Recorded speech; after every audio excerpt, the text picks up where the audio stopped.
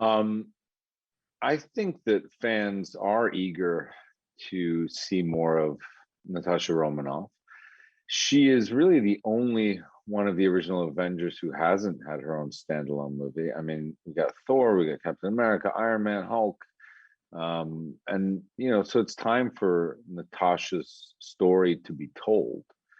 And I think that fans of these movies really want to hear more about her past, which has been shrouded in a lot of mystery, the Red Room and what she's been through as a human being. And I think fans are eager to see that.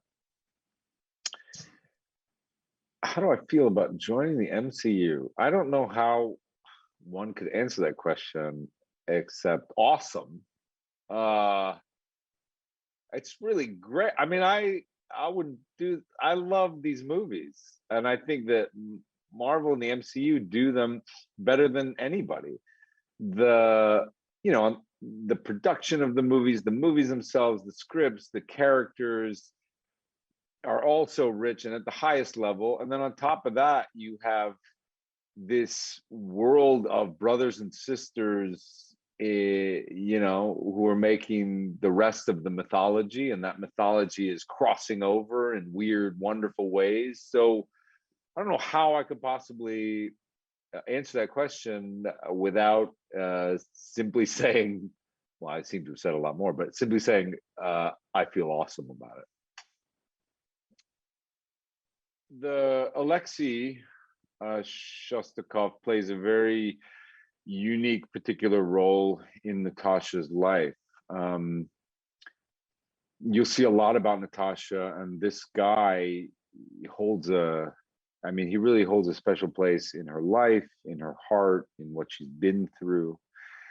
And the film gets to explore her as a younger woman, and then after the events of Civil War and when she's become an Avenger. And it explores, the choices that this guy's made in his life. And they have to come together in this movie, and they have to revisit a lot of this rich past that they've had. So when we find Alexei in this movie, well, after this little prelude, when we find him for the bulk of the movie, he is in prison. He's made a lot of mistakes in his life. He's really a failure, both physically, morally, and emotionally. He was a very capable dude who's let himself go in many different ways. And he's full of remorse and guilt, also desperation. But he still does have this fire of life in him that is reignited when, this opportunity begins for him when we meet him in the movie. And throughout the movie, he will go on this incredible journey, this incredible arc of really finding out what he's made of and who he's been all along. I really adore Kate Shortland, the director of this movie. She, is helming a huge blockbuster superhero movie, but she did it with such a delicate, sensitive, creative touch. She is primarily more of an independent director, and she tells very human stories. Some of her stories have been coming of age stories of young women. I think she was really the perfect director for this project because she really created a vibe on set that felt comfortable and collaborative and safe to take risks, and really put the women characters first, which I feel like this story needed. But also, was in love with a character like Alexei, and didn't shortchange him in any way for some sort of agenda. She's a very sensitive artist, and I think the Marvel universe does this very well, where they put really creative directors in these big budget movies, but it's not the norm. To have someone so wanting to take risks and willing to take risks And to put them in charge of a big blockbuster movie, I think is a rare thing for a studio to do, but I'm very grateful that they did. So the stunts and the action is huge in this movie, unlike anything I've ever done.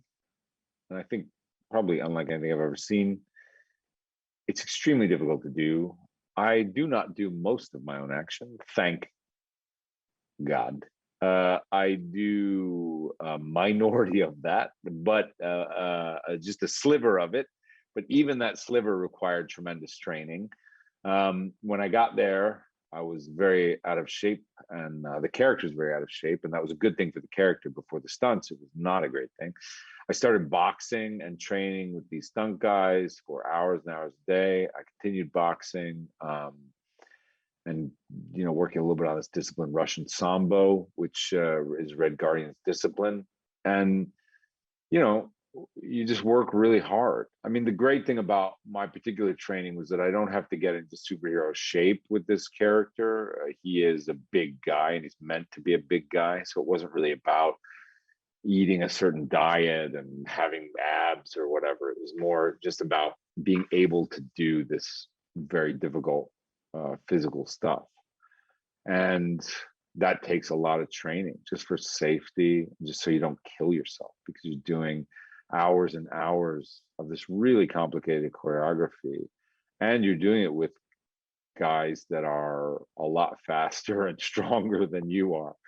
So you try to get sort of in the best strength, best flexibility and strength of your life so you can keep up. In general, with a movie like this, I think the most important thing that you take away is that you have a great time for a couple hours.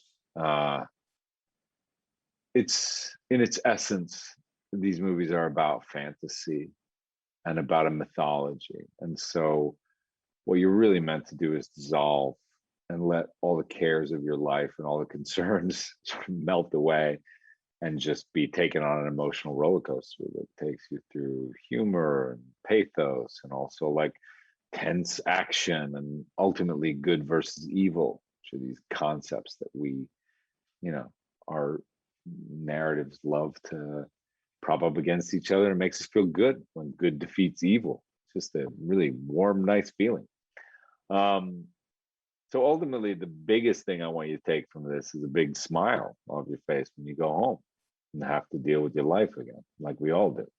But if you take something else, I also think that you could take from it perhaps more questioning of what family really is, what it means, what your particular role in family means, and what the consequences for good and poor choices with family can mean for your life. Because I think the film explores a lot of what it means to be a sister or a father or a mother or a daughter, and what the consequences are for good choices amidst that and bad choices.